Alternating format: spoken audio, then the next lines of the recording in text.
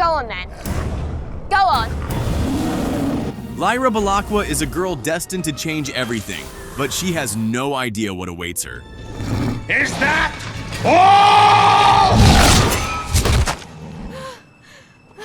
In a world where human souls take the form of animal companions called dæmons, a young girl, Lyra, and her friend Roger are pursued by a group of children led by Billy, a Egyptian boy. They chase them to Jordan College's gates, where Lyra blocks their entry, warning them of the scholars inside. Come here and say that. Don't, Billy. Billy demands Roger, but Lyra cleverly diverts the conversation, offering a poison gown as a trick. Intrigued, Billy agrees to leave Roger alone if she delivers it. See you later then. Okay. Afterward, Roger questions her bluff, and Lyra admits she made it up to protect him, planning to steal a random gown. Meanwhile, a man named Alex arrives at the college with a proposal for the scholars. Lyra sneaks into the college master's private quarters to retrieve a gown, but gets distracted exploring the room. Her demon Pantalaimon warns her of danger as footsteps approach. They hide as the college master enters with Fra Pavel from the Magisterium. Pavel warns that the Magisterium opposes Alex's proposal, but the master insists on his right to present his findings despite the risks. As the master leaves, Fra Pavel secretly poisons a drink. Hidden in the wardrobe, Lyra and Pantalaimon watch in horror, suspecting it's meant for Alex. When Alex arrives, a guard offers him the drink, but Lyra rushes out and warns him just in time. Annoyed but listening, Alex hears Lyra's warning about Pavel's hostility. Moments later, the master and other scholars enter, with Pavel feigning politeness. We've never met, but I followed your exploits closely. Seeing through the act, Alex cautions them about the poison drink. Alex presents his discoveries from the north, revealing a world where humans exist without demons. The stunned scholars listen as Lyra, still hidden, grows more curious. His claims threaten the Magisterium's authority. He then unveils dust, mysterious particles from another universe. Pavel scoffs, but Alex insists on his findings, securing council approval despite protests. Afterward, Alex scolds Lyra for sneaking in, but she reminds him she saved his life. When she asks about the Magisterium's reaction, he dismisses them and prepares to leave for the north. Excited, Lyra asks to join him, but Alex refuses, warning her never to mention dust again. Lyra, dust is none of your business. Frustrated, Lyra's demon Pantalaimon shifts forms, reflecting her emotions. Alex notices and comments that Pan hasn't settled into a final shape, a milestone for all children. When Lyra suggests it's linked to dust, Alex dismisses her, telling her to focus on her studies before abruptly leaving. That night, Lyra meets Roger on the rooftop, bragging about her plans to travel north with Alex as a spy. Roger, worried about the gobblers who abduct working-class children, grows uneasy. Lyra reassures him, promising to protect him if needed. A maid calls Lyra to dinner with the scholars. Lyra Belacqua, get down off them roofs! She reluctantly prepares, dreading the formal setting. At the table, the master scolds her for neglecting her education. Suddenly, Mrs. Coulter enters, her golden monkey demon at her side. The scholars greet Coulter with respect. She speaks to Lyra warmly, sharing that she too struggled with authority. Her charm and stories about the North captivate Lyra. The master introduces Lyra as Alex's niece.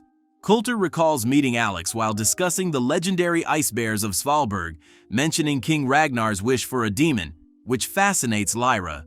Coulter warns Lyra to keep Ragnar's secret, then invites her to be her assistant on a journey north. Overjoyed, Lyra eagerly agrees, despite the master's objections. Coulter's confidence convinces him, and he reluctantly allows Lyra to leave the college. Billy arrives at Jordan College to collect the gown Lyra promised. Roger warns him against entering, but Billy ignores him and sends his demon ahead. Suddenly, Coulter's golden monkey demon appears, brutally attacking Billy's demon, leaving Billy in agony. Before Roger can react, shadowy figures abduct both boys. At the Magisterium, leaders discuss the college's support for Alex, enraging the emissary. He proposes ways to thwart Alex's plans. The conversation shifts to Coulter's mission. revealing research at Bolvangar aimed at severing humans from their demons to control the population and suppress Dust's influence.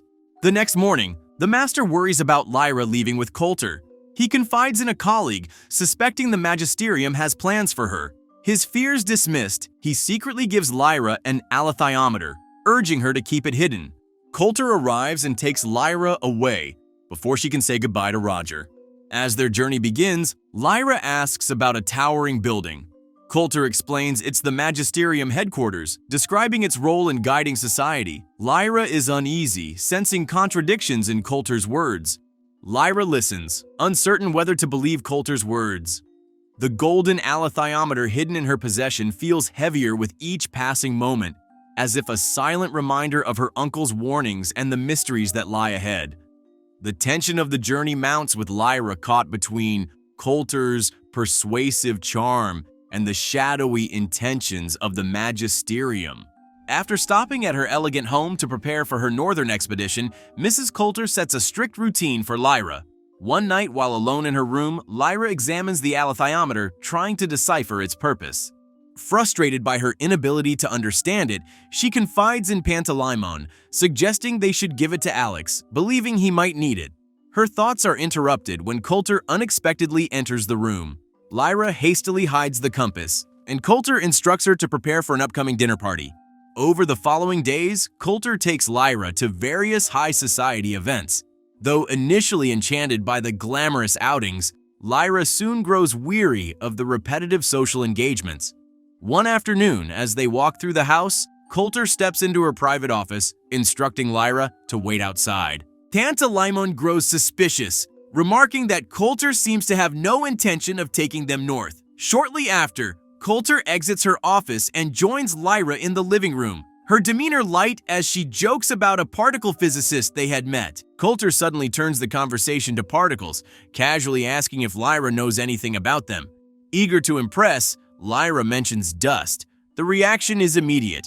Both Coulter and her golden monkey demon stiffen, their alarm evident. Realizing her mistake, Lyra awkwardly explains that she must have overheard the term at Jordan College. Coulter recovers her composure but sternly warns Lyra never to speak of dust again.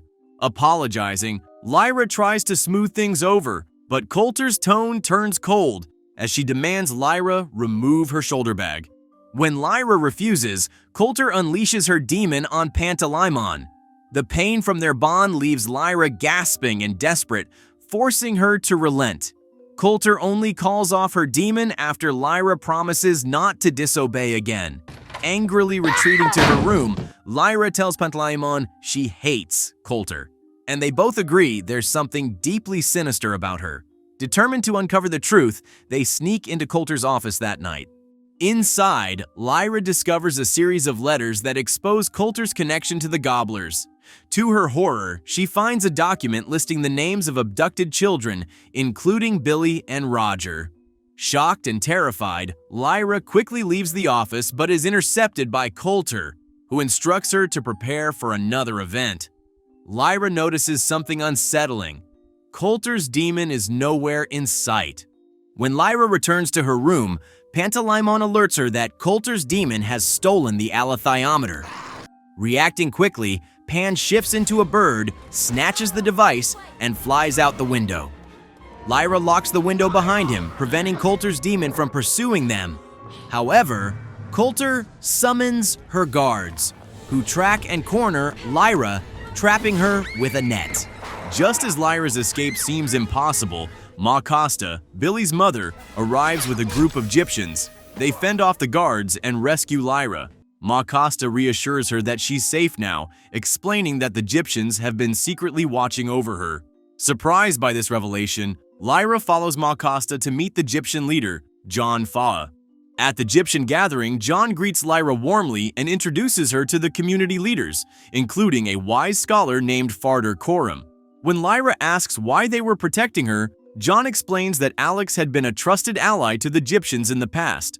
Lyra begins to see her uncle's influence reaching far beyond the walls of Jordan College, realizing the growing stakes of the mysteries surrounding Dust, the Gobblers, and her own role in the unfolding conflict.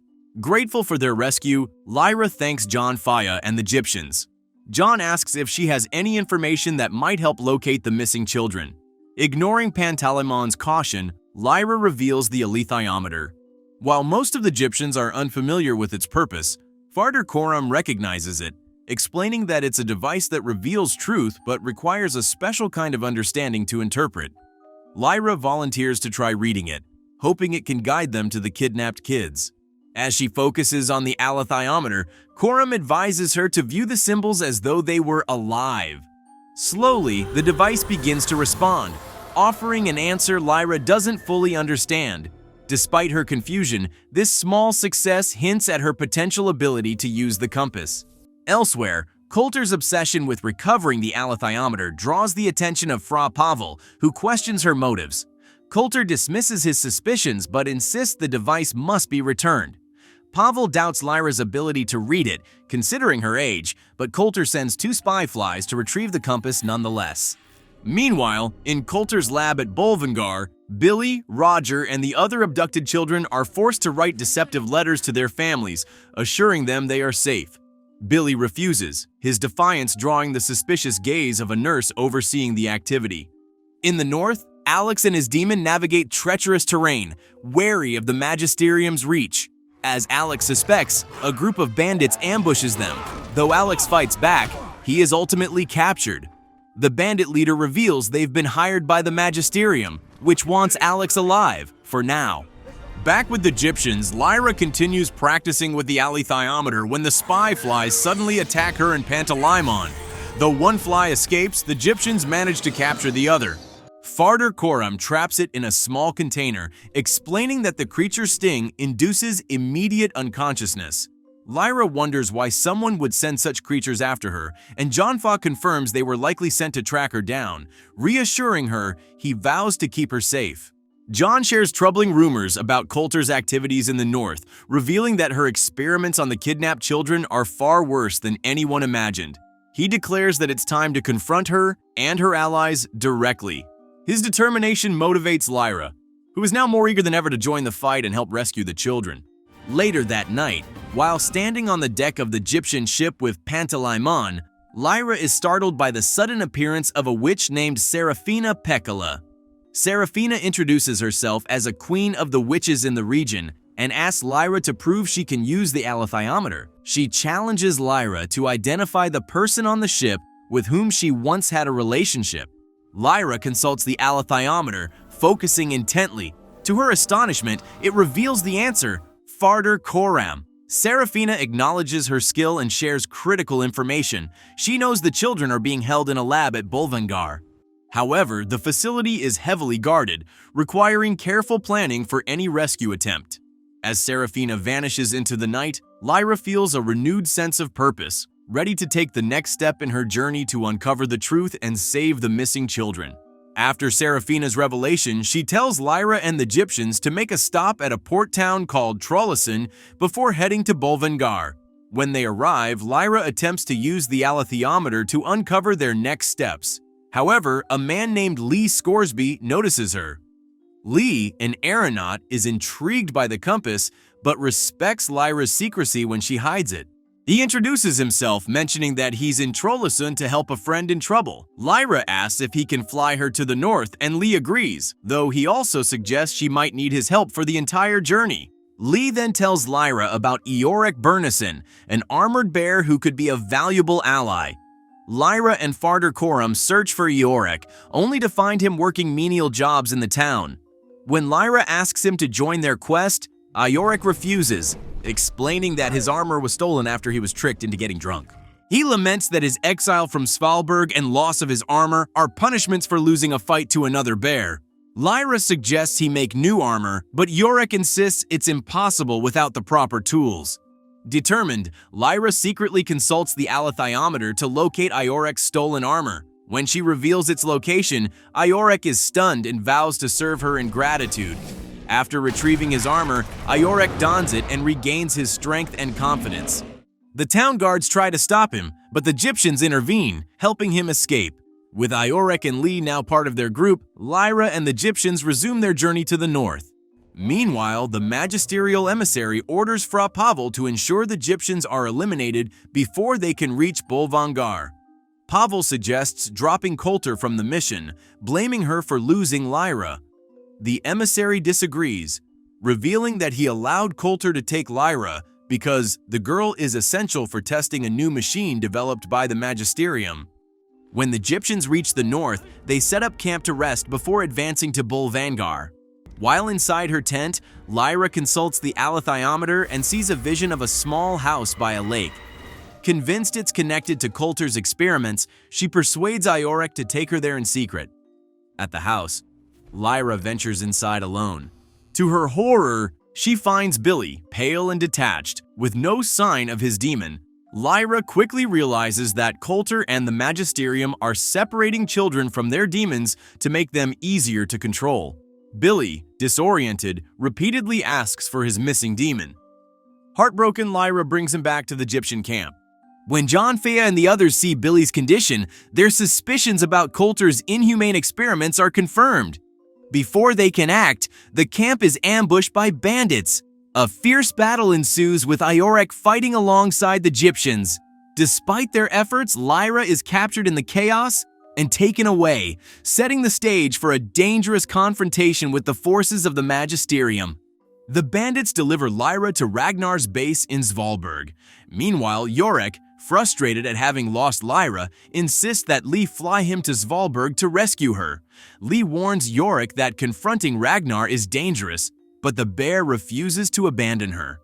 Inside Ragnar's base, Lyra recalls what Coulter said about the Bear King's desire for a demon. Thinking quickly, she lies to Ragnar, claiming to be Iorek's demon. Ragnar, enraged, demands to know why Iorek would have a demon when he does not. Lyra seizes the moment, suggesting that she could become Ragnar's demon if he defeats Iorek in battle. Intrigued but skeptical, Ragnar demands proof that Lyra is truly a demon. Using the alethiometer, Lyra reveals Ragnar's darkest secret. He killed the former king and forced the rightful heir into exile to claim the throne. Though stunned to learn that Iorek is the true heir, she feigns knowledge of this to maintain her ruse. Ragnar agrees to the battle, instructing Lyra to summon Iorek. Coincidentally, Lee has already dropped Iorek off in Svalberg, and the bear is charging toward the battleground. Lyra intercepts him to explain her deception, but Iorek is unfazed, seeing it as an opportunity to reclaim his throne. The battle begins, and Ragnar dominates early on, landing heavy blows and breaking Iorek's arm. As Ragnar boasts of his impending victory, Iorek uses his cunning and strength to deliver a fatal strike, killing Ragnar and reclaiming his title as Bear King. Lyra is overjoyed, and Iorek vows to take her to Bolvangar. On the way to Bolvangar, the group encounters a narrow ice path between two mountains. As Lyra crosses, the ice crumbles beneath her feet. She barely reaches the other side before the path collapses completely. Iorek tells her to stay put while he retrieves John and the others. However, Lyra spots Coulter's lab in the distance and decides to investigate alone. When she reaches the lab, a scientist approaches and questions her identity. Lyra fabricates a story, convincing him to take her inside. She is reunited with Roger, and though they are overjoyed to see each other, they hide their excitement. Roger thanks Lyra for coming, and she assures him she hasn't forgotten her promise. She whispers that she has a plan to free all the children, but needs a private space to figure it out. Roger directs her to the boardroom, where Lyra consults the alethiometer. Before the device can reveal a solution, Coulter arrives at the lab with her team of scientists. Lyra hides under the table as Coulter demands an explanation for how some of the children managed to escape. The head scientist admits they have recaptured 2 of the 3 escapees, though both are now dead. Coulter, visibly displeased, shifts the conversation, revealing grim news.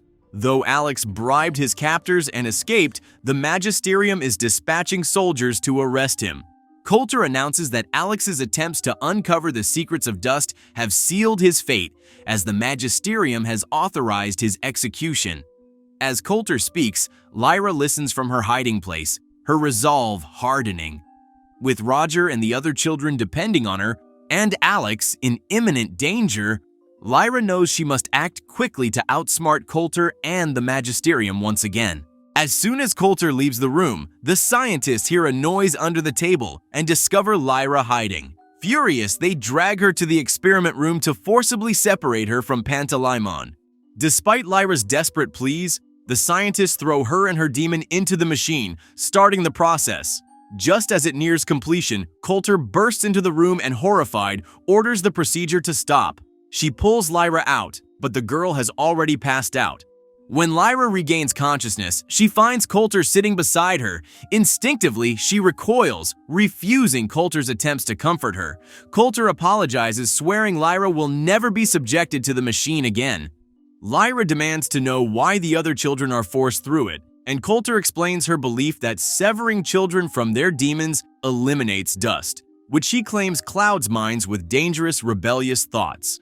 Coulter insists this process is necessary to maintain order. As Coulter grows emotional, she reveals a shocking secret. Lyra is her daughter, and Alex is her father. Lyra is stunned, struggling to process the revelation. When Coulter asks for the alethiometer, Lyra hands her a container, actually, the one containing the captured spy fly. As Coulter opens it, the fly stings her, and she collapses. Lyra seizes the moment, racing to the experiment room to destroy the separation machine. With the machine in ruins, Lyra frees the imprisoned children. However, outside the lab, soldiers lie in wait. Undaunted, Lyra leads the children out just as Yorick arrives, scattering the soldiers in a ferocious attack. Moments later, John and the Egyptians join the fight, overwhelming the remaining forces. With the children safe, John thanks Lyra for her bravery. As the rescued children prepare to return home, Roger asks Lyra why she isn't joining them. Lyra explains that she must warn Alex about the Magisterium's plans to kill him. Roger insists on accompanying her, and she happily agrees. Soon, Lyra, Roger, and Iorek board Lee's airship, setting off on their next journey. During the flight, Serafina Pekala appears to Lee, warning him of Lyra's importance. She reveals that Lyra is central to a prophecy about a war against the Magisterium, a fight for free will across all worlds. Serafina urges Lee to protect Lyra, as she is the only one who can stop the Magisterium's bid to dominate every universe. Meanwhile, Lyra consults the alethiometer, which shows her that she's carrying something Alex desperately needs. Roger asks if they'll ever return home. Lyra reassures him they will, but insists their priority is helping Alex and finding a way to assist Billy and the other children who've lost their demons. With steely resolve, she declares that no matter what obstacles the Magisterium throws at them, they will never back down. Together they press forward, determined to bring hope to those who need it most.